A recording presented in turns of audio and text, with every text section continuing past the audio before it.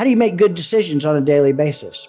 Pretty simple. I think a lot of people sometimes get convoluted in thinking what a good decision is or the foundation for that. So at the end, I'd like you to make comments. My son asked me one day, Dad, how do you know if you're making the right decisions? And I said, well, that's a good question. He said, you always seem to be making the right decisions. I said, well, thank you very much, but that's really not the case. He said, no, really, how do you know? Is there a simple formula?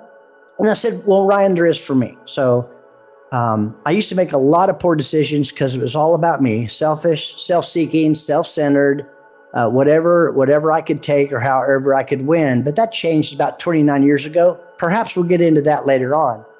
So I said, here's a real simple formula, Ryan.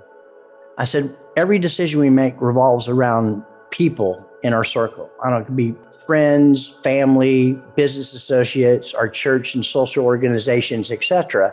But when we're making decisions, other people are affected by those decisions. I said, you follow me so far? He said, yeah, Dad, I follow you so far. I said, okay. So when we're making decisions where other people win and I win, it's usually a good decision and I can sleep a lot better at night.